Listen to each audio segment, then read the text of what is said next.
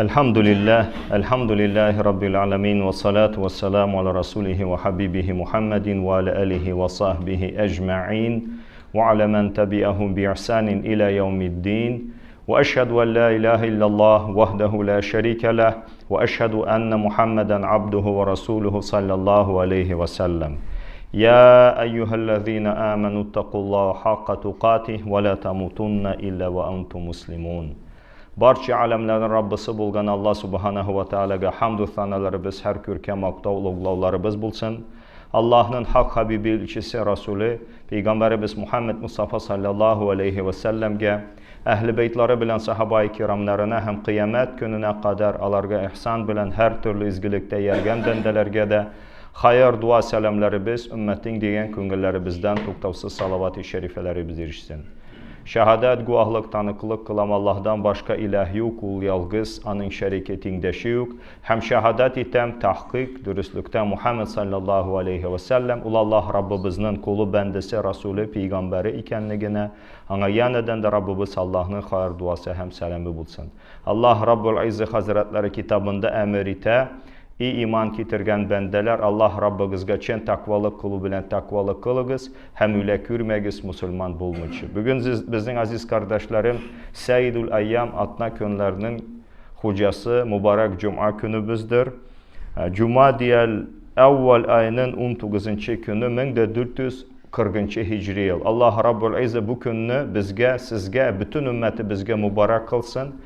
Bu ibadetin sir hikmetlerine eriştirsin, netice muratlarına eriştirsin.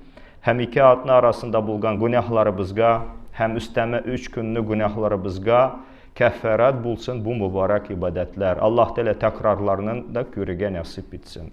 Sizin itibarınızga süykü Peygamberimiz Muhammed Aleyhisselam'ın mübarek dilleri bilen söylegen hadis-i şerifini takdim etəbiz bu mübarek cumada.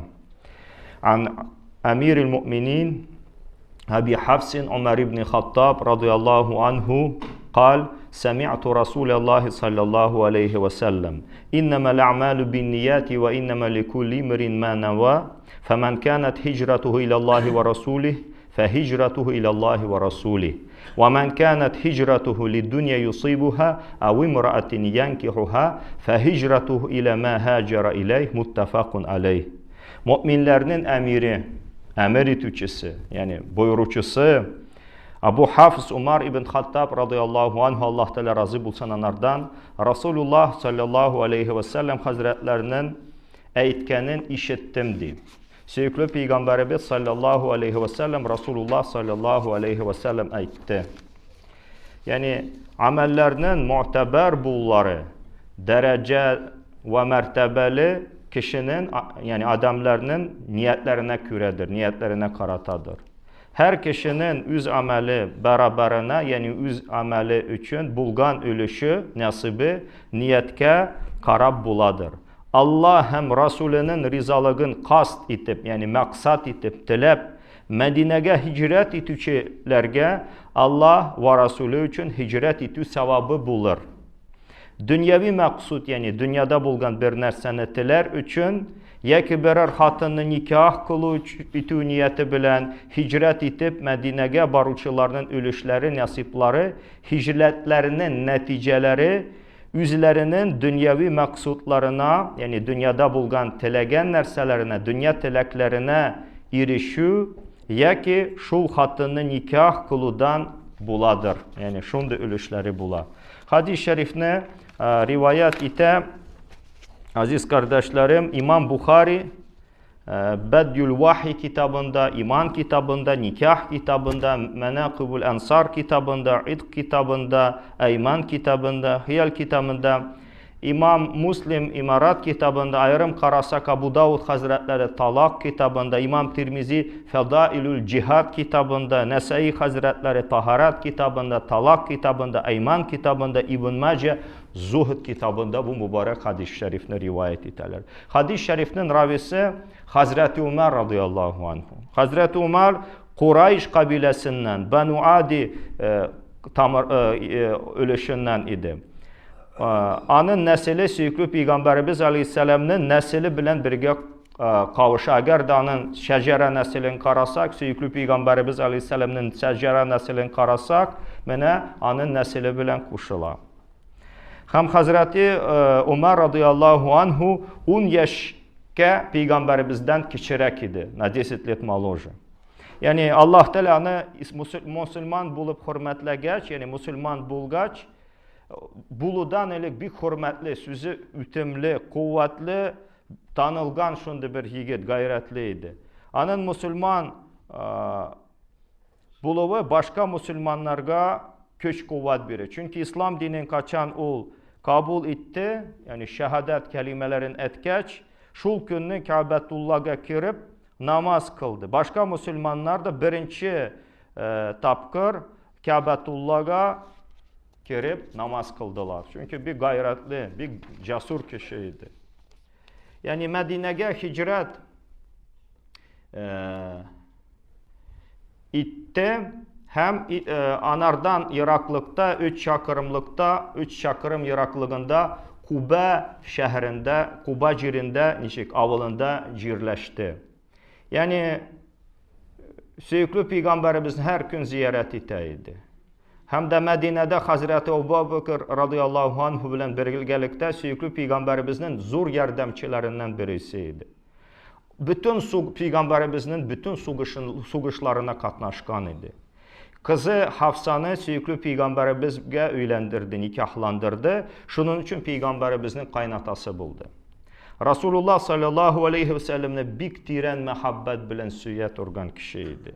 Hem ul vafat bulgandan son kılıçın çıkarıp hattaydı. Yani şunda şokovi состояниеге kildi. Kim Resulullah öldü deyip şul kılıç bilen ikige yaramıl, çabam kişini deyip etken idi.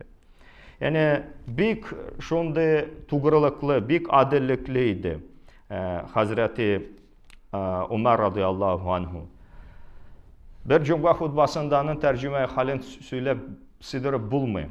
Hem Hazreti Ebu Bakr radıyallahu anh'ın hilafetinden son, halif buluğundan son, vafatından son, ol ikinci halif buldu. Yani Hulefâ Raşidin el-Mehdi'nin tuğrılıklı Allah'ın hidayetinde bulgan halifelerinin ikincisiydi tertip sanağı boyunca.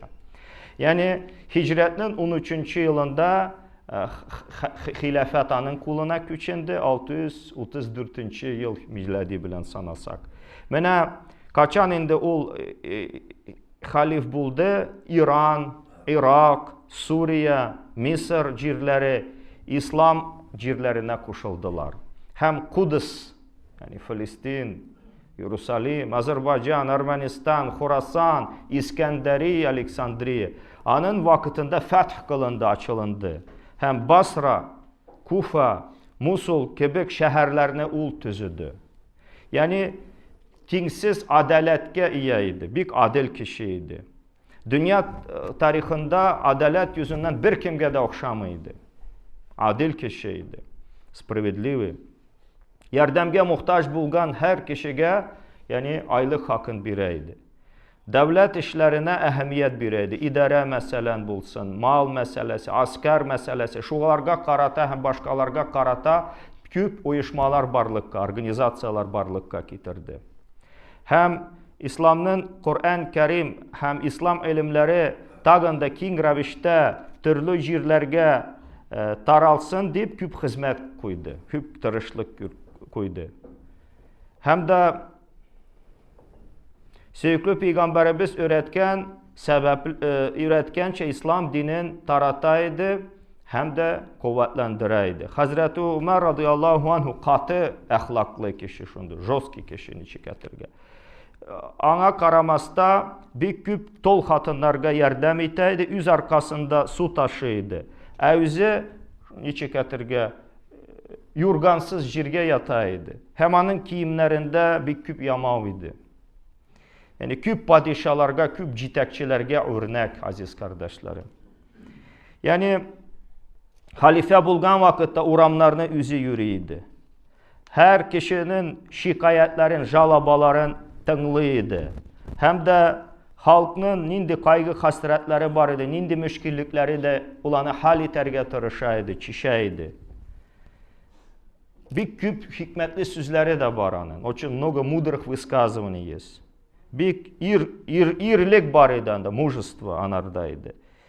Yani üzün inkar etüçilerini azaplamaydı. Yani bir vakit halka hitap etti, to есть müracaat etti, обратился. Bir gün ete eğer de yalgızsam, nişlersiz, cemaattan bir kişi ayakka basıp seni kılıç bilen düzeltir biz. Kılıç bilen düzeltir biz. Hazreti Ömer şu kişinin cesaretin, batırlığın işitkeç, benim hakkımda şlay söylevичи niçin cüret etti, как может дерзнуть те, которые среди вас, вот так говорят, deyip soradı, etti, biz senin hakkında şlay söyleyibiz deyip. Şul sözge Hazreti Ömer radıyallahu anhu bikkiyendi. Hem de Allah Teala'ya şükürler bulsun. Eğer de yalgış yolga gitsek, adaşsak, halklar içinde meni kılıç bilen düzeltirdi kişiler var deyip Hazreti Ömer radıyallahu anhu. Yani mene bu tenkit meselesi, kritika meselesi. Kaybir citekçilerge bir yartı kelime söz de etirgi yaramı, kabul etmiyorlar. Lakin yani akılga sıyatırgan tenkit var. Şeriatka tenkitini her kişi, her insan Hazreti Ömer radıyallahu anhu'dan örnek alıp ülüşlü bulurga deyişler. Hem Hazreti Ömer radıyallahu anhu hicretinin 24. yılında Zerdüşt ise Firuz Abu Lu'lu isimli bir yani Faris yani İranlıydı, Fars idi, Farisiydi. Şul kol tarafından şehit edildi irtengi namaz vakitinde. Allah Teala anardan razı bulsun. Süyüklü Peygamberimizin ayak tübünde defin kılıngan kişi ona şundu hürmet buldu. Radıyallahu anhu Allah Teala razı bulsun. Yine şu büyük sahabadan bu hadis şerif bizge erişti. Allah'tan ardan razı bulsun. Yani niçin anlıyoruz bu hadis şerifini?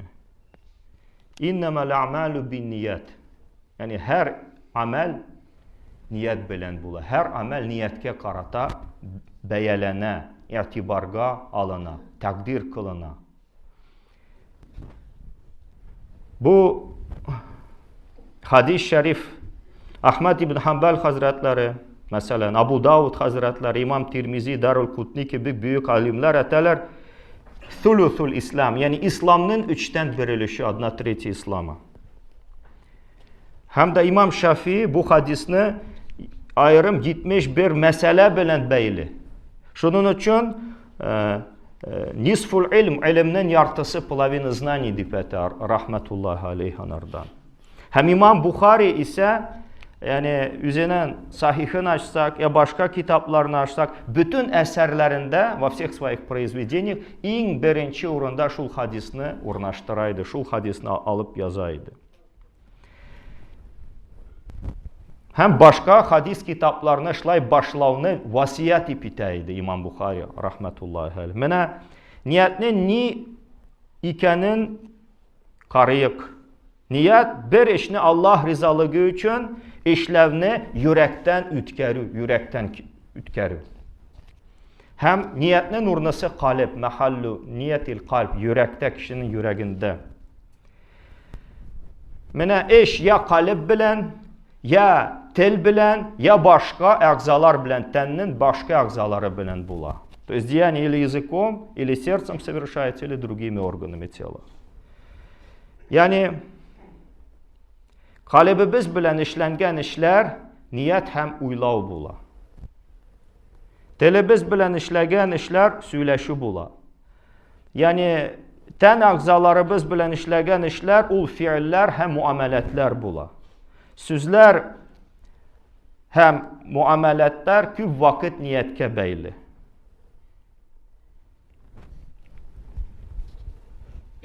Hem de sevapını kişi ala, amelinin sevabı niyetinin ilişine karata. Kalbir vakitte kişi bir amelini kıla, ona sevap bula, şuluk amelini kılgan kişiye sevap yok. Çünkü niyeti yok, niyeti dürüst değil. Yani kişi Allah rizalığı için işler getişli.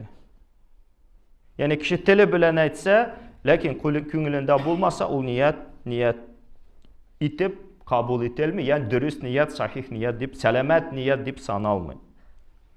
Hem Peygamberimiz Aleyhisselam'ın bir hadis-i şerifindekiyle İnna Allah la yanzuru ila suvarikum ve amvalikum innema yanzuru ila kulubikum. Allah Teala sizin suretleringizge de mallarınızga qaramı, qari turgan nerse, qari turgan urunысы, ul sizin qalb yüreklerinizge qarı.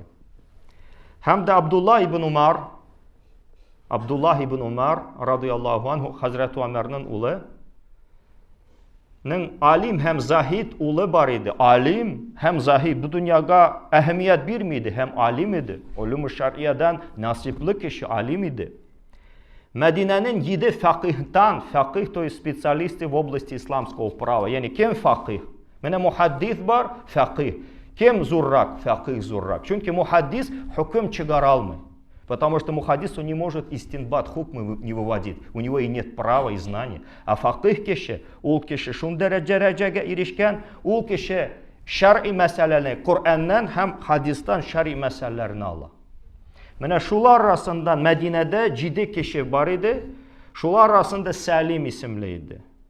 Анын улы иде Абдулла ибн Умар. Халифа Умар ибн Абдуләзизгә, Аллаһтан рәхмәт etsin булсын, yazgan xatında xat yazgan idi. Risale, tatarça məktub xat deyib aytələr, şlay etdi. Şunu yaxşı bil. Allah Teala'nın koluna yardımı, buluşuvu, bendenin kolunun niyeti miktarında, niyeti kadar. Yani indi niyet, şuna karata Allah Teala yardım ete. Kimnin niyeti tulu, tügel, kamil bulsa, Allah'ın ana yardımı da tulu, kamil, tügel bulacak. Niyeti az bulsa, Allah'ın yardımı şul kadar az bulacak. Yani her kişinin işlegen işinin neticesi var. Bu sözler şunu anlatan. Hem bir vakit Peygamberimizin tağın bir hadis-i şerifi var. İmam Muslim İmara kitabında rivayet ete. Yani izgi niyet bilen kılgan ibadetler, ameller gene kabul. Amel yüzü güzel bulsa da, lakin niyeti güzel bulmasa, ibadette, amelde, harekette, sözde niyet güzel, yakşı, selamet bulmasa ameller kabul edilmiyor.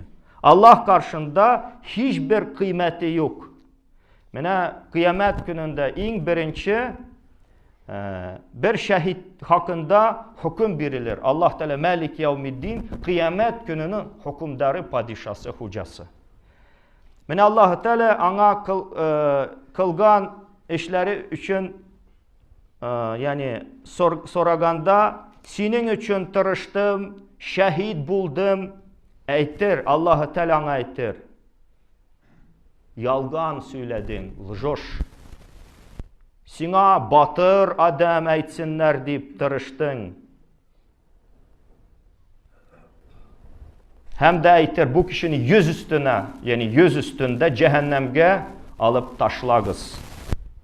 Tağın ondan sonra bir alim yani öğretip yani sonundan alim öğrenip öğretip ve Kur'an'ı okugan kişini getirirler yani. Alim öğrengen hem Kur'an okuçu. Ana da kılgan işleri için hesap bulur, sorav bulur. İlim öğrendim hem öğrettim. Senin rizalığın üçün Kur'an okudum. Aytır Allah Teala yok yangal söylesin, ljoş deyip aytır. İlimni sana alim desinler deyip öğrendin. Kur'an'ı ise güzel, matur, tavuş bilen okuy deyip aytsinler için okudun.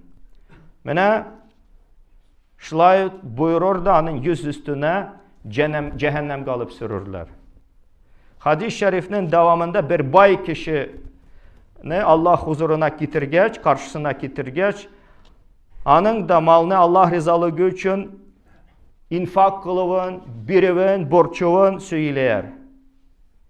Yumart adam, şedri desinler deyip, malın sarf itivin Allah Teala aytır, sen onun için birdin. Anı da yüzünden sürüp cehennemge alıp taşlarlar. Allah Teala saklasın. Bu nerseni kürsete, bu kürsete yani halis niyet, kişide niyet bulurga tiyiş.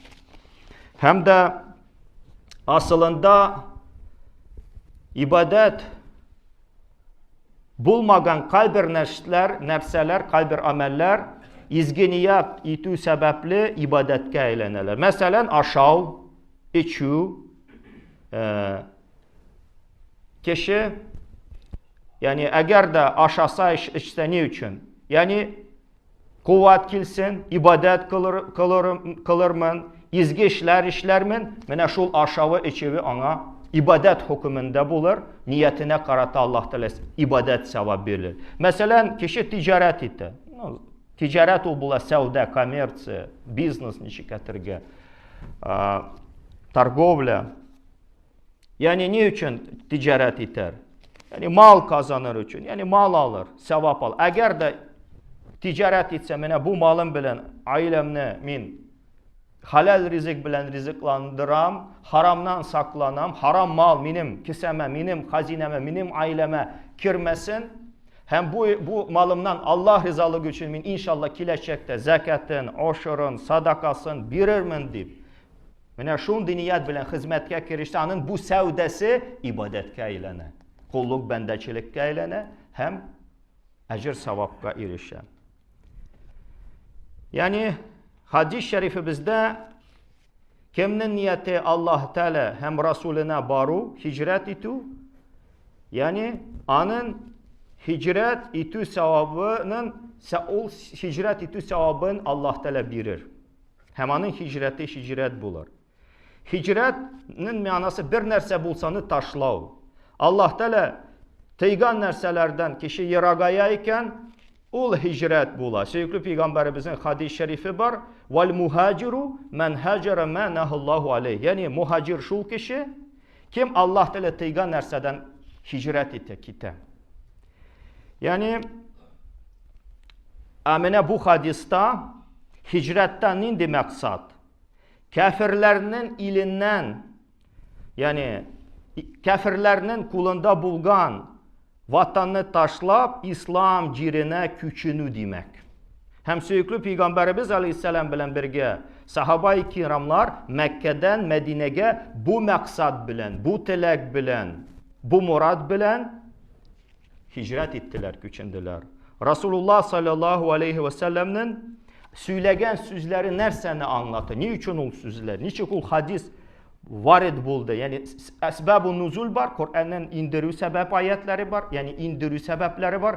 Hadisinin de eytü sebepleri var. Mine sebebinin de bir adam aziz kardeşlerim hicret etken dünyevi bir iş için. Yani Allah rızalığı için, Peygamberimizin rızalığı için tügül. Allah Teala yani bir kişi hicret etti dünyevi maksatlar için. Yani bari bir sahaba, o sahabaga isim eteydi. Muhaciru Ummi Kays. Ummi Kays muhaciri. Yani bir kadını ülenirgetledi. O kadının ismi Ummu Kays. O kadın kız ayta min sine çıkmam, min Medine'ye hicret kılam, sen de Medine'ye hicret kılsan, min sine nikahlanır mı? Mine bu sahaba anın takdimin, teklifin, предложениясын kabul ete de Mekke'den Medine'ye hicret kılı.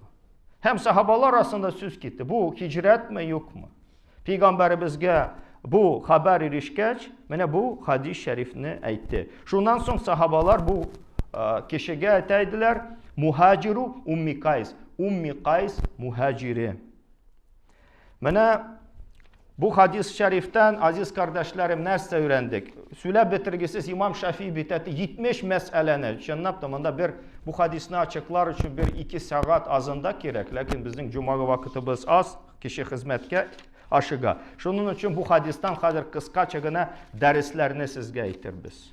Hem bir hadis-i şerifini sizin itibarınızda bir ayet ne okuruz. Allah Rabbul İzzet kitabında ayet estaizu billah men kana yuridu harsal ahire نزد له في حرثه ومن كان يريد حرث الدنيا نؤته منها وما له في الآخرة من نصيب.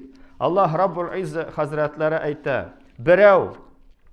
Bir kişi ahiret igenligin, yani ahiret nimetlerin, sevapların ümit etse, tilese, anın savabın arttırır biz Allah Teala. Nuzid lehu.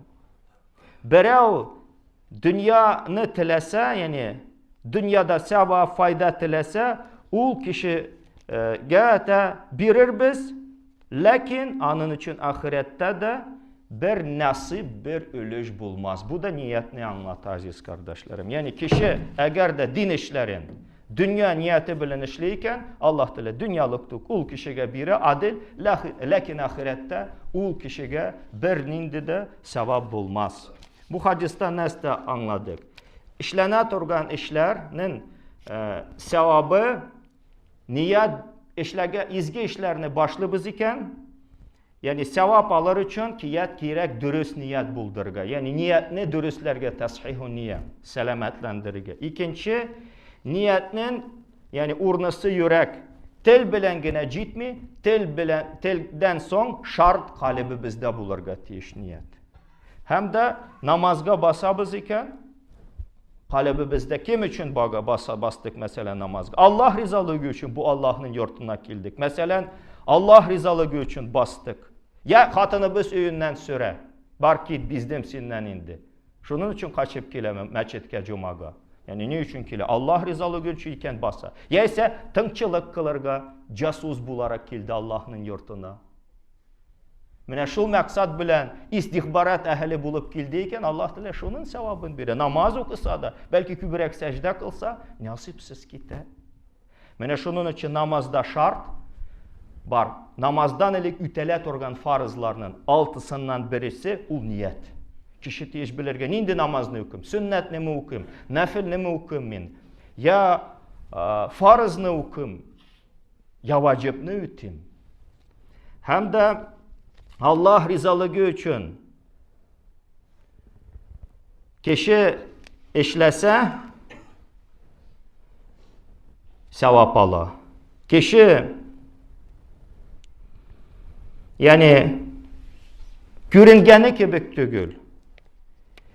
Yani kişi dinini dünyası için kullanmaz katıyışlı. Yani человек не должен использовать религию ради достижения мирских целей şlayet biz. Dünya maksatlarına erişir için kişi dinin kullanmaz katıyış. Eğer kullanayken Allah Teala dünyalıktık hakkı bire, lakin ahirette min nasip ul kişiye bir nindi de ölüş, sevap, ecir, nimet bulmaz. Hem de ihlas, niyetlin selametliği demek. Что такое ихлас? Это правильное намерение деген. Şunun için muhlisina lehuddin Allah Teala'ga dinde ihlaslı bulurga gerek. Allah Rabbul İzze bu süykülü peygamberimizin hadis-i şerifin niçik özü anlattı, niçik sahabe-i kiramlar anladı, niçik ulema-ül kiram, müştehidin-el izam anladılar iken şulay anlarga bizge nasip etsin. وأقول قولي هذا وأستغفر الله لي ولكم.